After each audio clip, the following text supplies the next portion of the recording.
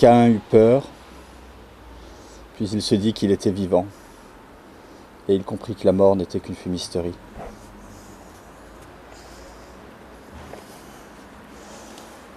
C'en est une, autour de laquelle nous tournons. À moins que ce soit la vie qui soit une fumisterie. Difficile de savoir. J'aime ces endroits, j'aime ce Père-Lachaise, j'aime ces tombes. Commencer par Hugo que je déteste, c'est assez drôle ici, où toutes ces tombes incarnent cette boursouflure bourgeoise, cette grandiloquence ridicule, cette ostentation, ce désir d'imprimer la mémoire des vivants, de durer encore, jusqu'à l'effondrement. Un jour, ces tombes effondrées n'auront même plus d'eau à montrer dans leur béance. J'aime cet endroit. J'y suis venu la première fois. C'était pour assister à la crémation de celui que j'aimais.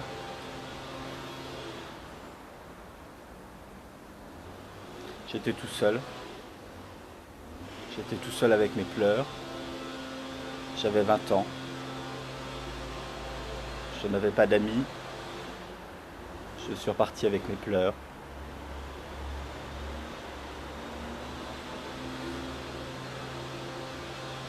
J'ai rencontré à cette cérémonie où je ne savais plus qui j'étais, où j'allais, ce que je devais faire. J'ai rencontré de nouveaux amis. Et la vie a repris. Comme la vie ne cesse dans ce cimetière de pousser, les arbres d'allonger leurs racines, de reculer les murs, d'éclater les pierres. J'aime ce Père-Lachaise.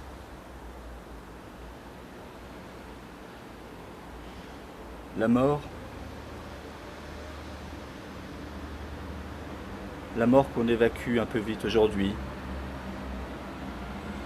elle est peut-être au centre de toute démarche qui vise à créer, à se dépasser. On peut procréer, mais procréer c'est quoi? Procréer c'est donner la vie qui viendra à nouveau un jour mourir ici. On peut se dépasser, créer. L'art est dans cette tension, l'art est au cœur des cimetières. L'art est né sans doute le jour où l'homme s'est dit qu'il était mortel. C'est étrange, cet art destiné aux vivants et qui en appelle à la mort constamment. Écrire, c'était pour moi triompher de la mort. C'était dans la bibliothèque familiale, les ouvrages avec les noms de mon grand-père, mon arrière-grand-père, mon grand-oncle, ma grand-mère, d'autres ancêtres.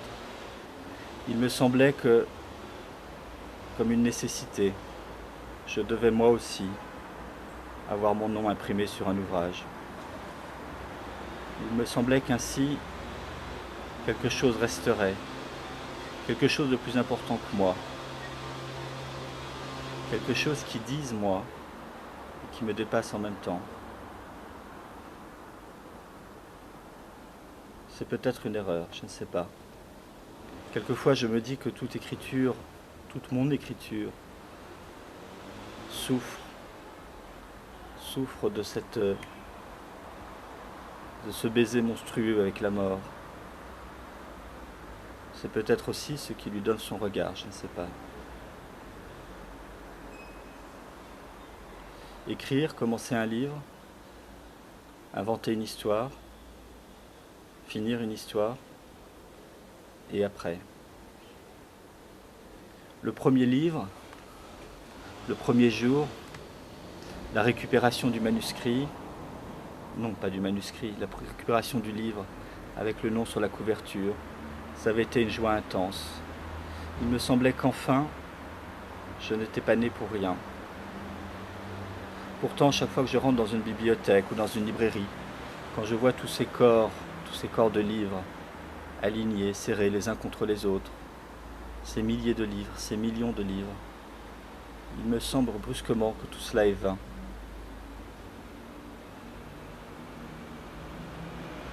Et finalement, je m'aperçois que je n'écris pas pour être lu.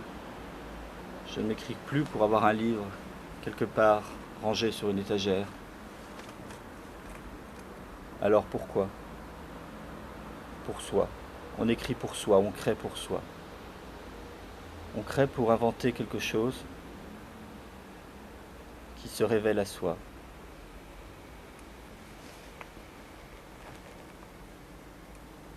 On crée pas grand-chose finalement. On ne sait pas d'ailleurs si on crée ou si on cherche à détruire, à se détruire. J'aimerais savoir dans la part de toute création ce qui est destruction. Elle est nécessaire sans doute. On voudrait détruire, et en détruisant il naît quelque chose. L'écrivain et l'écrivain contemporain particulièrement est dans ce dilemme où pour inventer, il doit tuer, et souvent, il doit se tuer.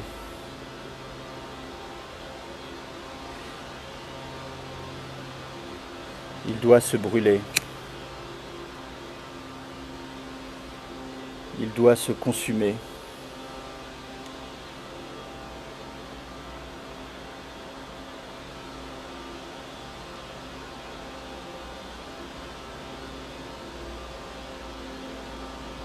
Ce n'est pas que nous soyons poussière et que nous dussions retourner à la poussière.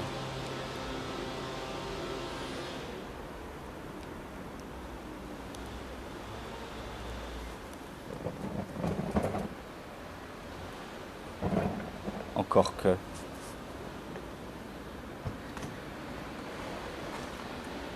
C'est avant tout, sans doute, que nous avons besoin de la chaleur des flammes, de la souffrance, de la tension de cette souffrance. Je déteste cette époque où l'on cherche le bonheur, le confort, cette époque mièvre, cette époque de sentimentalité, de petits bonheurs tranquilles. Je déteste la télévision d'aujourd'hui, où l'on tire la larme à l'œil facilement, avec des intrigues un peu médiocres, où l'on rêve d'argent, de gloire facile. On devrait oublier le mot bonheur. On devrait l'oublier, l'enterrer. Je ne pourrais pas écrire un livre heureux. Le bonheur, ce qu'il faut chercher, c'est ce dépassement. Aller loin, très loin.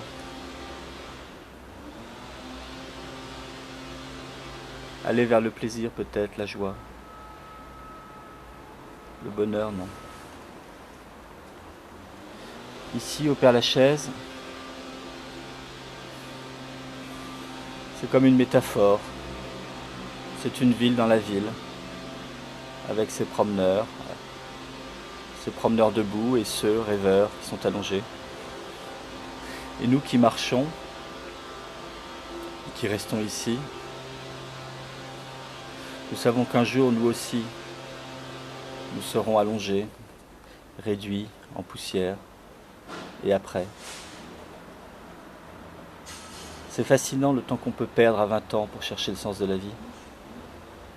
C'est fascinant et désespérant.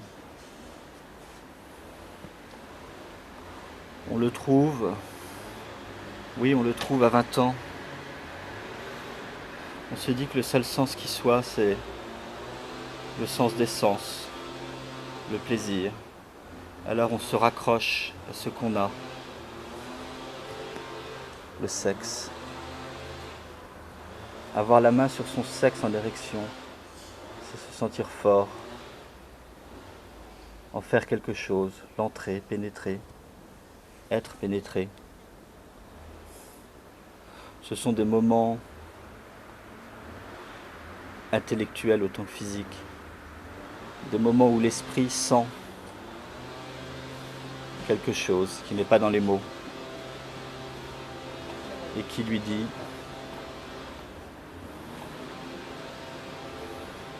qu'il existe, qu'il est dans ce présent. Je voudrais que la vie ne soit qu'un présent, un instant immobile, où la couleur des nuages change, où le soleil monte puis descend à l'horizon. Un seul présent sans futur. Nous n'avons plus besoin de croire au futur. D'ailleurs, nous sommes trop chargés de passé. Nous mourrons du passé. Nous sommes enquistés comme Paris, où l'on ne sait plus rien construire, où l'on conserve les façades,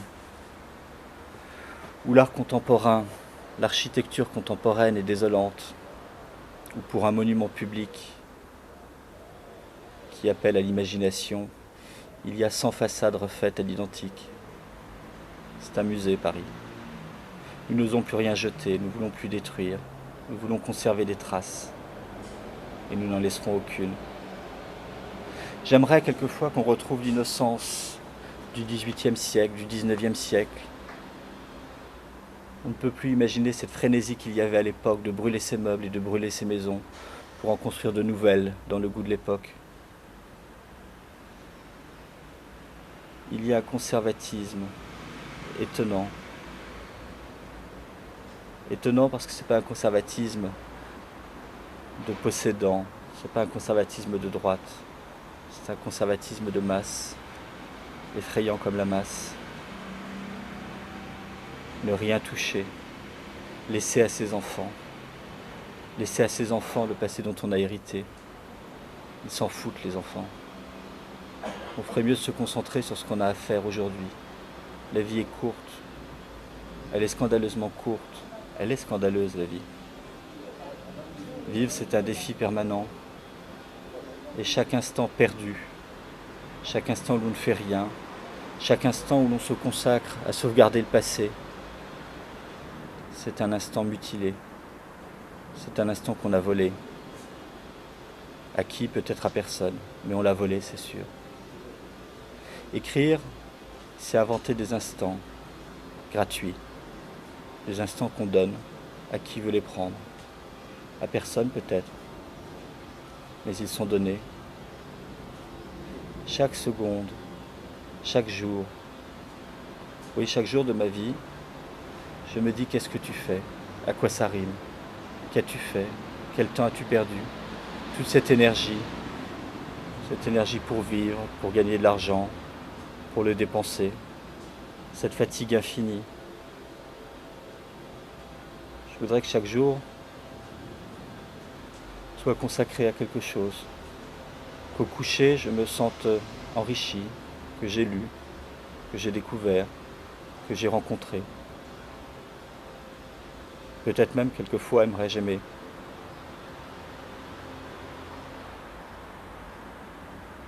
Aimer. Aimer.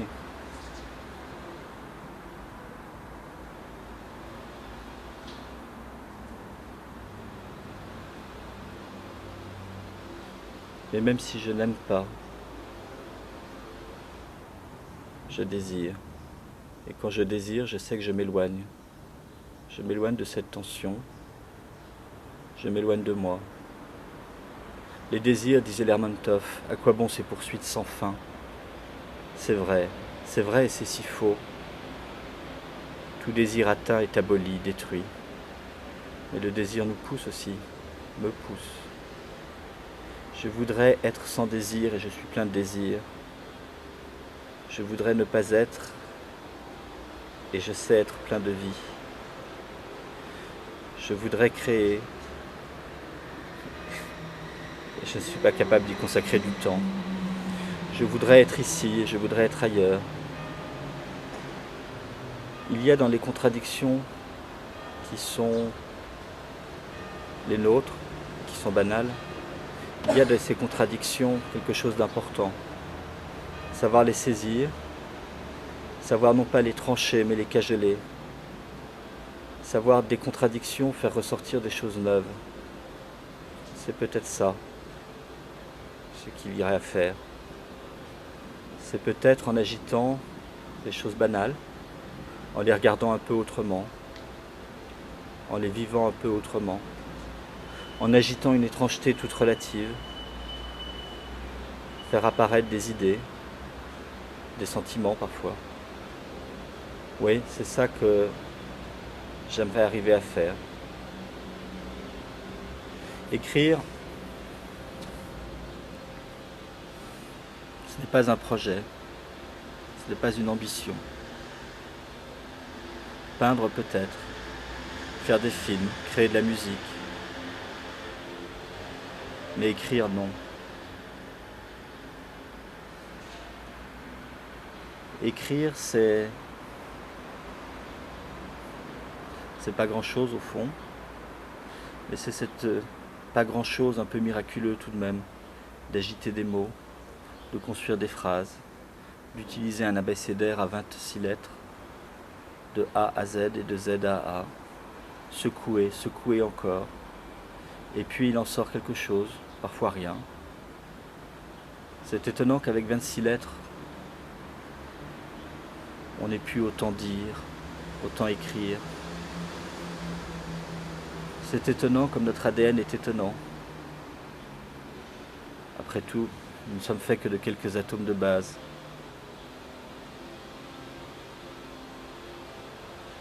Comme les mouches, comme les arbres. Ce qui nous distingue des mouches et des arbres, c'est l'attention que nous mettons. Je suis une mouche.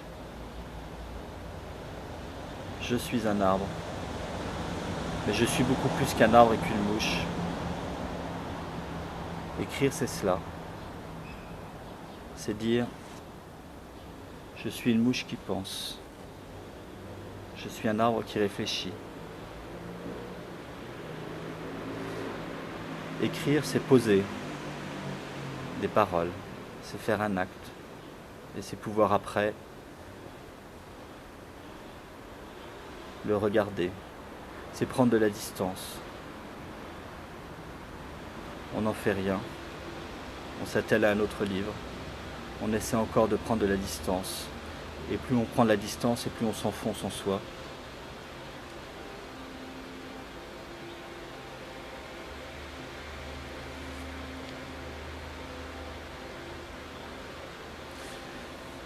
À la fin, on terminera couché sur des tombes, sous des croix.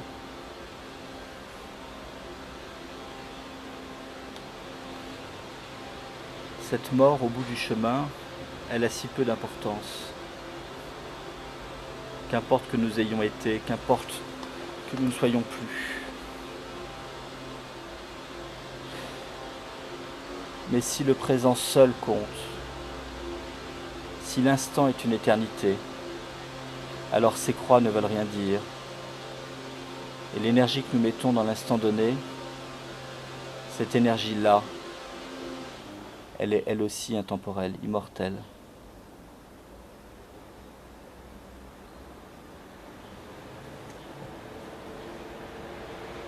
Peut-être est-ce pour cela que je déteste m'endormir.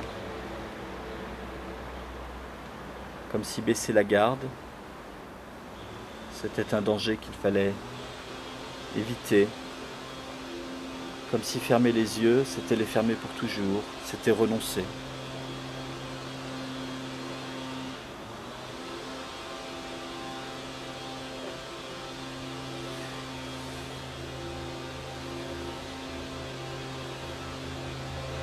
J'ai soif, j'aimerais boire une bière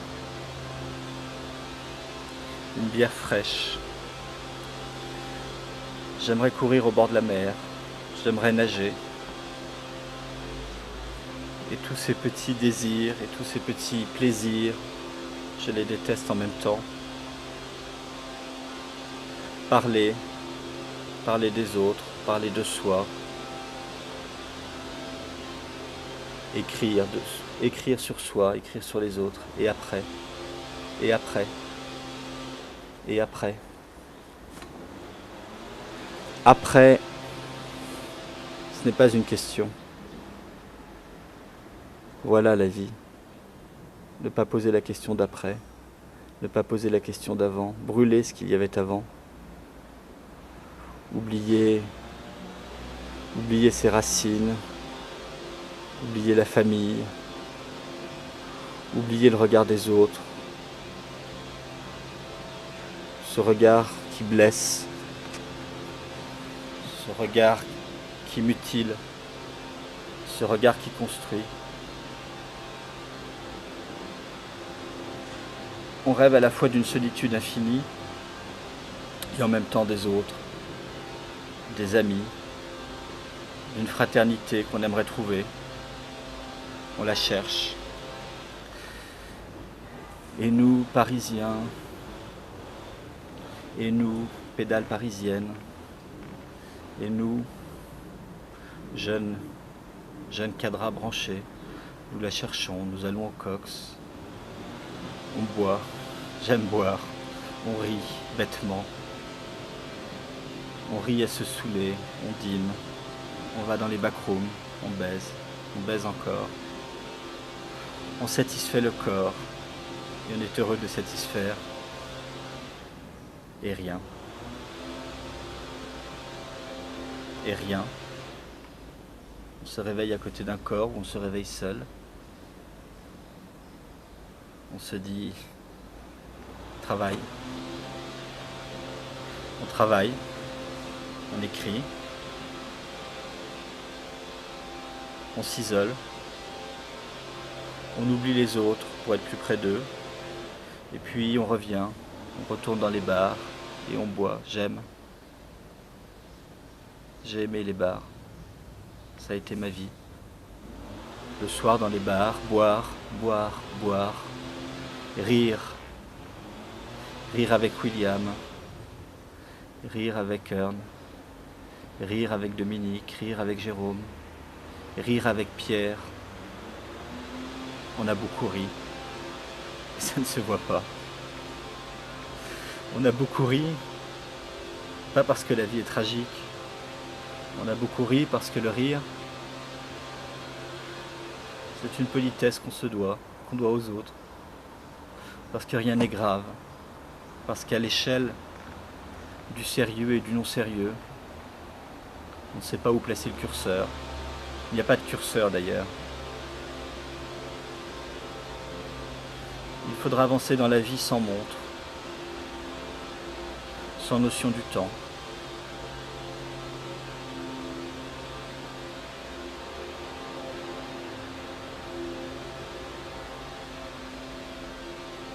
Ici, il y a des anges, d'affreux anges, des statues de saints, des inscriptions. Ils ne me parlent même plus, ils ne disent rien. Il n'y a pas d'ange, il n'y a pas de saint.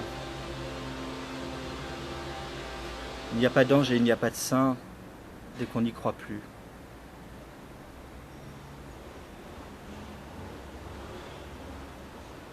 Et aujourd'hui, je ne sais plus, je ne crois pas. Je ne crois pas et je suis de mon époque.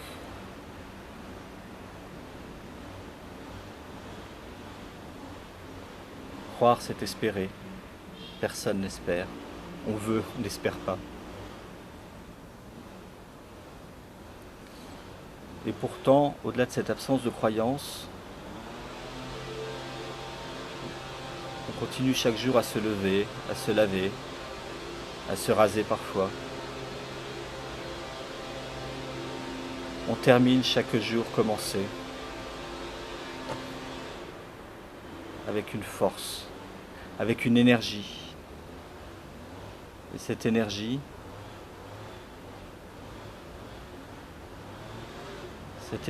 si curieuse, cette énergie qui n'est qu'une tension mais qui n'a pas de but, cette énergie, elle nous définit plus que nos actes, plus que ce qu'on peut faire, créer, écrire, dessiner, peindre. Cette énergie, elle est la substance de nous-mêmes. Je déteste voir mes amis gaspiller leur énergie.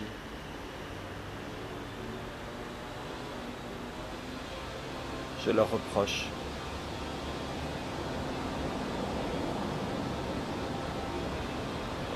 Les amis, j'en ai peu.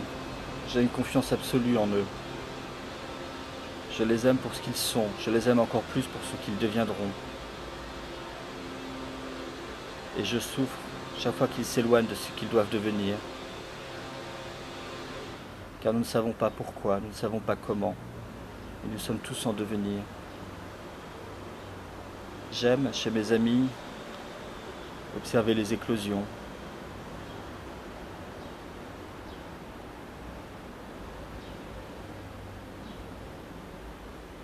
Pour les plus anciens, j'ai 30 ans, 35 ans d'amitié. J'aime dans leur regard, dans ce qu'ils sont devenus, voir des trajets, des parcours. Je suis fasciné par les trajectoires. Je voudrais que chacun aille au bout de soi, comme s'il était écrit.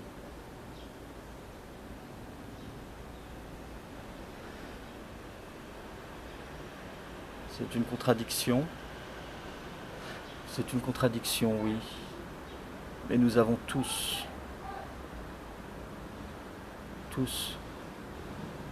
un au-delà de soi vers lequel nous devons tendre. Nous avons tous, ici, maintenant, quelque chose à faire. Et cette culture de soi, cette culture du développement, cette culture, c'est la culture, c'est le bouillon de culture, c'est la vie.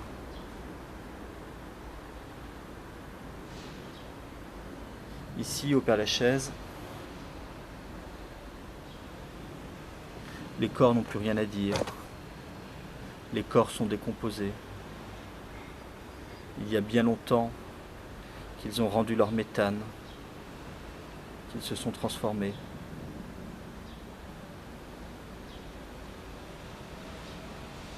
Il faut venir ici, de temps en temps, se dire un instant, une minute, c'est précieux.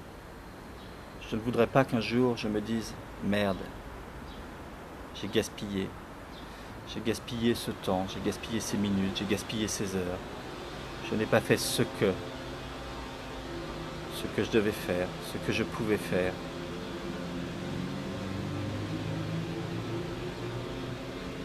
Je n'ai pas rencontré ceux que je devais rencontrer. Je n'ai pas aimé ceux que je devais aimer. Je n'ai pas donné assez. Ou je n'ai pas su prendre. Car prendre est plus difficile encore que donner. J'aimerais écrire un livre sur ça, sur l'amitié, sur les dons réciproques faits entre des personnages, sur la maturation conjointe, sur ce que l'on doit à l'autre, ce que l'autre doit à l'un. Je voudrais écrire un livre, pas sur le temps qui passe, pas sur le temps immobile, mais sur ça, cette tension partagée, ce désir de faire, ce désir d'aller.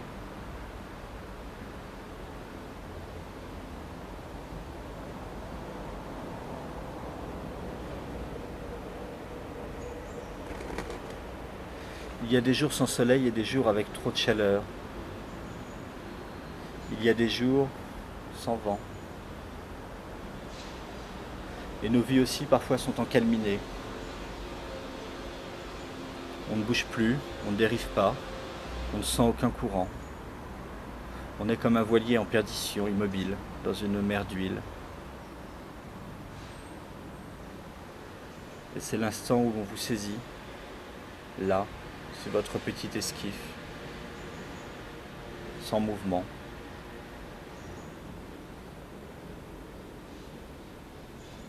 Peut-être la quarantaine, cette quarantaine rugissante, cette quarantaine qui vous prend un jour. Est-ce le moment où vous vous dites, mais Ne faut-il pas hisser les voiles? Ne faut-il pas forcer l'allure? Qu'ai-je fait? J'ai 40 ans. J'ai 40 ans, je suis encore un petit garçon, j'ai 5 ans. Je suis boy scout, je regarde le ciel, je fais des feux de camp. Je crois en Dieu, je rêve. J'imagine un jour que je serai adulte. Et puis voilà, j'ai 40 ans. Je suis adulte. Je regarde le ciel encore. Je ne crois plus en Dieu. Et je sais que le temps a passé.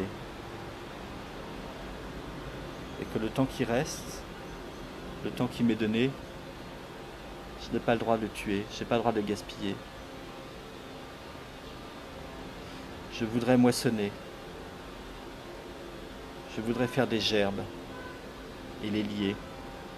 Des gerbes avec les gens que j'ai rencontrés, les situations que j'ai observées. J'ai passé 20 ans à regarder, à être le muet au milieu du groupe d'amis, le muet au lycée, le muet en fac, le muet en famille, l'œil qui regarde, sans jugement, l'œil qui écoute et l'œil qui s'étonne. Je ne comprends pas le monde, et je m'en sens si proche.